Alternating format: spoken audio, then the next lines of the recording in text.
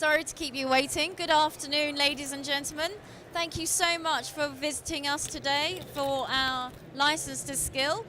What we're going to be talking about today is essentially what are the workplace skills that your organizations and that your people are going to be needing, and also how can they acquire them quickly enough and can practice them enough to be able to apply them in the workplace. So I hope you've come to the right seminar.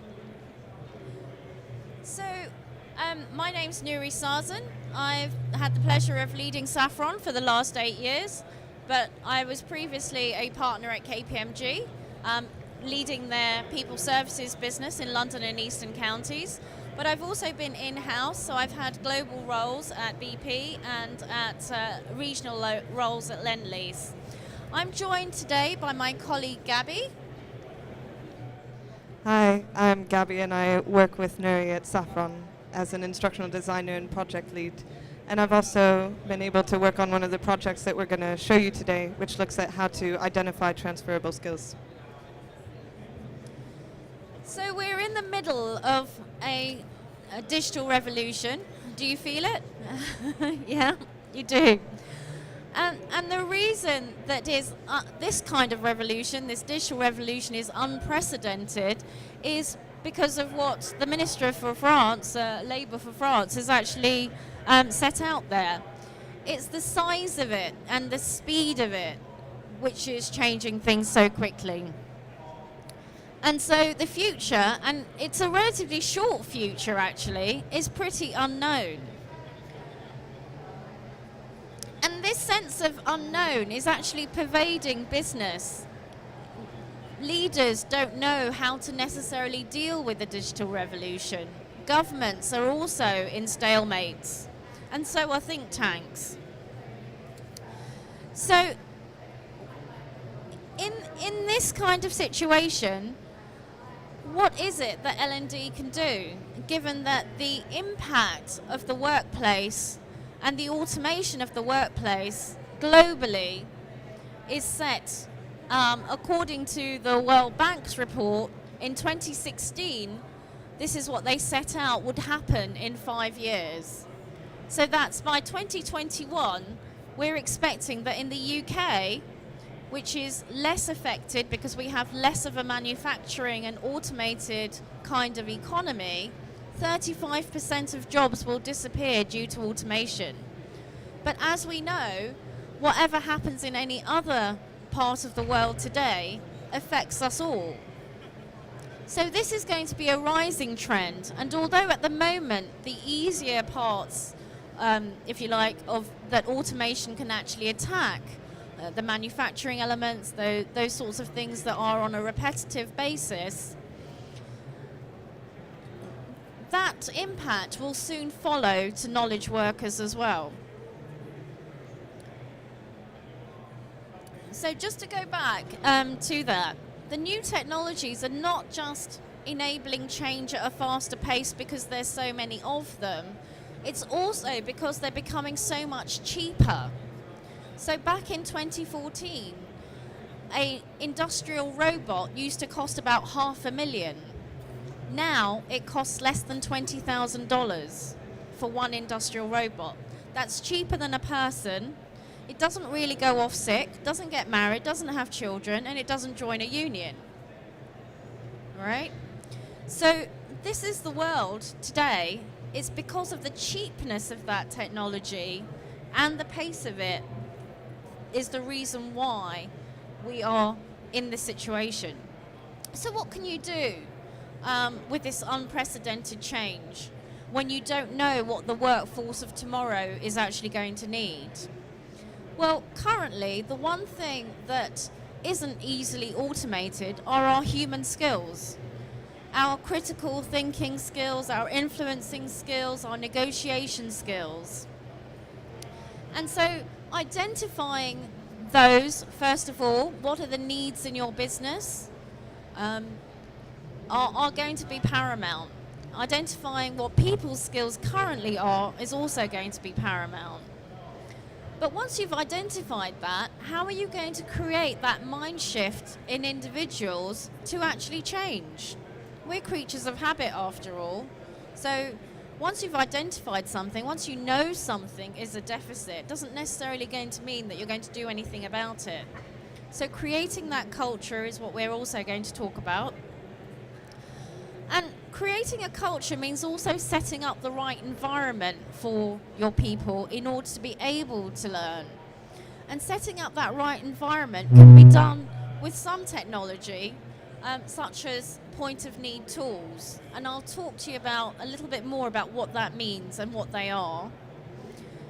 And the focus, as I said previously, are not going to be on technical and hard skills. They're actually going to be on soft skills, or rather what the World Economic Forum has now dubbed as essential skills.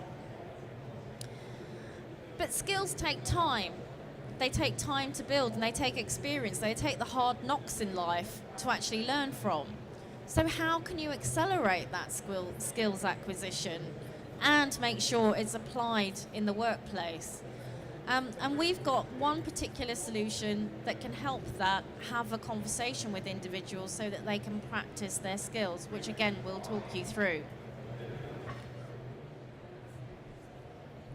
So the skills that we need are changing fast, and the World Economic Forum has predicted that about a third of the skills that we currently need will be replaced in 5 years' time. And the lifespan of a skill is going to be shortened from about 30 years to 6 years. That's a pretty fast pace. And in 2020, it's predicted that creativity will really jump up in importance, and 2 new skills will kind of break through the top 10, so that's emotional intelligence and cognitive flexibility. And these aren't hard technical skills, but soft skills that are harder to automate. But they also take a long time to learn. They tend to come through years of practice and experience. But we don't really have the luxury of time. But the stakes of getting this right are quite high, because failing to adapt can come at a really big economic and societal cost. As new types of jobs are created, other skill sets and positions are removed, and people face redundancy. And so that's quite important that we face that together. And it's thought that blue-collar workers will be mainly affected, and they'll probably be hit the hardest, but white-collar workers are definitely not immune. And so I thought we'd start by kind of getting a feel for where we are now. And I wanted to ask you by a show of hands who feels like they know the skills that their organization is going to need, not just today, but also tomorrow. If you could just put up your hand. No? Not? No hands? Okay. So if... bit shy. But so if you're feeling a little bit lost, you're definitely not alone, because in recent surveys, about 14% of business leaders felt confident in their ability to ride the changes that are coming, and only half of chief human resource officers felt confident in their organization's strategy for change. So in the face of business leaders not knowing how to deal with digital disruption in their own businesses, let alone take advantage of it, what can L&D do? Well, I think it's actually up to L&D to take that to the boardroom, because I think there's a lot that L&D can do. And if you don't, frankly, it's a lost opportunity. Here and now amongst you are essentially the business drivers of tomorrow's future. So that's a heavy burden to weight. But one of the things that I think you can do whilst the business is sorting itself out is not necessarily map competencies to job roles. Firstly, personally, I think that might be a wasted exercise. It would take forever to actually agree within the business. And even if you have a good business, it potentially takes a lot of time to actually roll out and implement.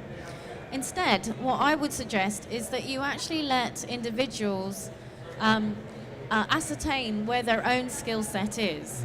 And we're going to show you one of the tools that we've developed in line with the TUC to be able to do that. And I think what that will unearth are not only the skills that people have currently in their roles, but also the other skills that they bring to the table, those transferable skills that they have. So I'm just going to pass Gabby to Gabby because she's going to show it to you. She worked on this as well. So. Yeah, so like Nuri said, your learners probably have a lot of transferable skills that you're not making the most of. And the thing is, they might not even be fully aware of them themselves. So the project that I worked on that I'm going to show you actually looks at helping people think about their transferable skills and identify their strengths and areas for improvement. So they're greeted by a virtual assistant who shows them the ropes, and she's available throughout with information and tips and some behavioral nudges. And the assessment comprises of these cards where you rate yourself by competency, how well you think you can do that skill. So there's Anya, the virtual assistant. And they come in 4 categories of skills, so data, people, things, and ideas. And so you can get at the end a sense of which area you tend to gravitate towards, where you might be a bit weaker. And as we'll see in a second, you can also pin or flip a card, and that allows you to jot down some thoughts, maybe some areas for taking action that you want to remember later. And that's important because you're going to get the chance to actually build your own action plan where you can decide on your goals. And we've designed it so that they're smart, so as specific as possible, measurable with a clear deadline. And we found that that makes it a lot more likely that people will actually follow up on them. And then as you tick off your actions, Anya comes back to offer you encouragement as you actually go through the list. And once you're done completing your action plan, you're invited to take a survey to think about how this has actually impacted your life and your career tangibly. And then you can reset the tool and continue that assessment in a virtuous cycle. And this is great for just starting that conversation around skills and building people's awareness. But also, putting them in the driver's seat and getting them to think of their learning as a continuous journey. And it just eases some of their anxiety about change and gets them ready for action. So this is one of the tools that you can use that's highly scalable and also very flexible to your workforce. So something similar. Once you've identified those skills, how are you actually going to make people if you like, practice the things that they need to do? How are you actually going to change their mindset?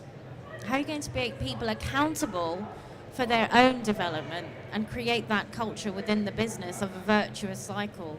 Because it's only the ability to learn and the ability to learn quickly in the future that is essentially going to keep people in jobs. So building that resilience and building that culture now is going to be ultra important. So creating meaningful change, how can you do that? Well, it's difficult, isn't it? Because we're in February right now. How many of you had a goal to eat well and to exercise more at the beginning of the year? And you all know it's good for you, right? But knowing it isn't enough to necessarily make you do it. And that's the thing, right? Behaviors are learnt, and they're learnt over a period of time. So breaking your habits and breaking that behavior is actually quite hard. It can take up to six months to make something automatic, and that's what most behavioral psychologists talk about, is automaticity. When something is automatic, you know that it's been ingrained in your brain under, that kind of neural pathway that you are always going to do this. So you don't think about drinking water, you just do it automatically. You don't think about doing 50 sit-ups in the morning, you automatically do it. I don't. But what's absolutely clear is that in order for us to change, biologically, we do adapt actually quite easily to change, but we have to either be forced to do it or we have to have the right conditions to do it. So how can you actually create the right conditions? How can you make habit formation? And one of the things that we've done is essentially this is something that we created for Lego. As you can see, it uses Lego's brand of humor. But it's essentially these push notifications, it's these little behavioral nudges that keep reminding people about the things that they need to do, or exciting them, motivating them about the fact that some of their peers are doing things, or that they've only got, a few more minutes before to do to complete a particular program. This kind of behavioral nudge is something that we actually all experience. How many of you are on LinkedIn? Yeah, a lot of you. And what does LinkedIn do? It's constantly telling you about things that are happening in your network. It's constantly inviting you back into the platform again. And once you're there, it's, you're there for 20 minutes or so at least. And that's what we've done around this learning management system, or a skills system that you can build. It's constantly bringing you back in and making sure that you make learning a habit. You make it part of your everyday life. So we know it's been proven that we are highly adaptable, we're good at change, but we also avoid it as much as possible. We like to stick to our habits. That's because change takes a huge toll on us. Even positive changes can be hugely stressful. So think of moving to a new city, starting a job, giving a presentation, or starting a family. So yeah, we're definitely good at change, but also change averse, and we need a bit of a push. And an author, Dale Connor, who writes about managing change in organizations, has this model that can help us visualize this. So he points out that our capacity for change is not unlimited. We all have limits. And it's also determined by the resources that we have at our disposal. And together that kind of forms this total amount of energy that we have when dealing with change. And if the change pushes past that, if it stretches us too far, we get overwhelmed. And that can lead to change overload and a failure to adapt. So that's what we want to avoid. So does everything have to be learned? Do we have to have training courses on systems? Do we have to have training courses on processes? No, we don't. Right now, a lot of us can't count, do mental maths without a calculator. We no longer have to learn how to get from A to B because the sat-nav tells us to. We use point-of-need tools in our day-to-day lives as consumers, as human beings, as people, but we don't seem to apply them in the workplace as much. Well, Saffron Ease is exactly that. What Saffron Ease does is take away that cognitive overload so you don't actually have to learn. What it is a little assistant that lives on your computer. It knows exactly where you are on a page, which application, which field on a page. And if you need help, you bring it up and it tells you how to complete that task. So if you can imagine, when there is a new system to adopt, digital disruption at the moment, there's constant new systems to have to adopt. This kind of thing can actually help your learners not only take on that new system in a much more friendlier way because they've got someone who's actually telling them how to get through it. Because we don't actually have that colleague anymore that you can lean over and say, how do I do this? Because either they don't know or they're just not there. We're working with virtual teams, we're working from home, we don't necessarily have that support that we used to have previously. So things like this can effectively be that support and take away that cognitive overload. And you can visit our stand, which is just behind here, to see this in action and to play with it, so that you can get a sense of what modern performance support tools are like. So if you have freed up people's time and given them the right tools, then the idea is that they have more energy for skills practice. But as we've discovered, those skills take time to hone, and you have to actually apply them. So you might go on a training course to tell you how to manage people, to get better facilitation skills, to get better coaching skills. But it's well known that if you don't actually apply those skills in the workplace, virtually almost immediately, within a week, then 90% of what you've learnt can actually be lost. So, if you are spending money on training programs, that's great, but your people are so time poor that they're not necessarily practicing them immediately, and therefore they're losing the benefit of those courses. And also, there's no mentor or guide anymore in the workplace that can actually help you practice those skills or pull you up, if you like, or be accountable or make you accountable when you don't use those skills. So what can you do to aid that skills practice? Well, we think that you can potentially, you're in potential need for that. Yeah, so Nuri was talking about mentors just now, and I think it would be great to get a sense of who in the room feels like they're getting enough time with either a people manager or mentor one-on-one.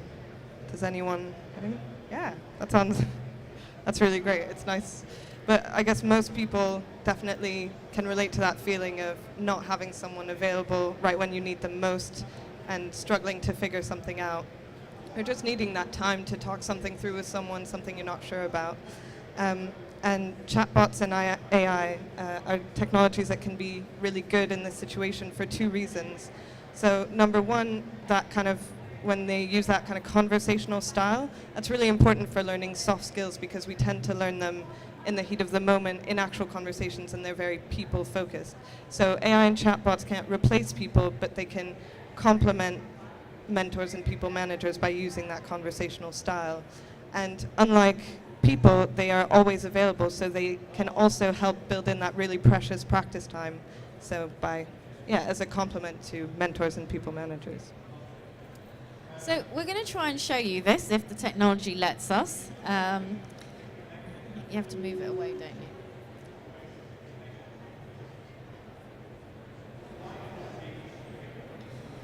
So there's different types of chatbots. Has anyone come across them so far?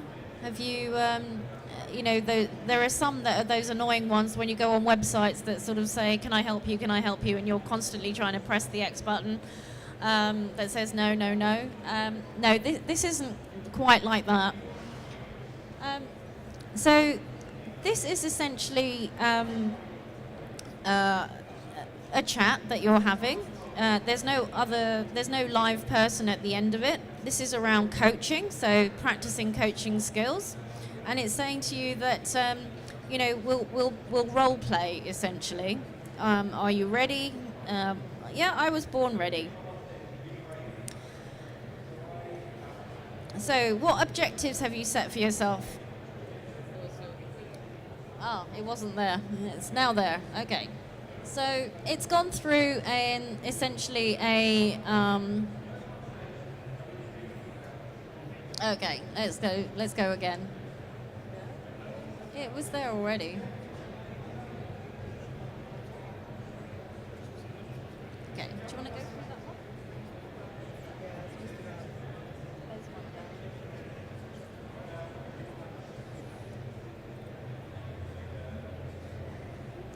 We can see it on our screens, but we just can't get it onto the screen over there.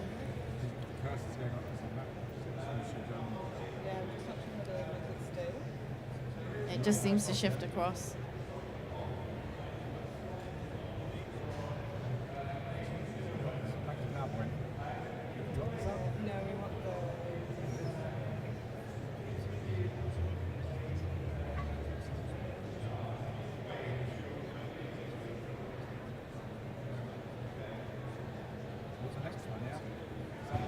That's the one. Yeah, thank you.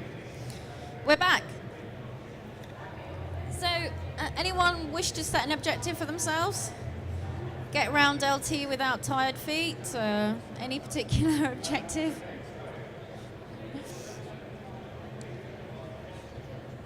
Do you want to put one in? Oh, unfortunately, it doesn't seem to be playing ball. We seem to have multiple options up, but neither. But please do come to our stand instead and have a play. I guarantee that you'll be amused by it. And if you can't have time today, then please drop by your details and we can do a screen share with you, or you can come into our offices to have a look at it, or we can send you a link. So feel free to do that.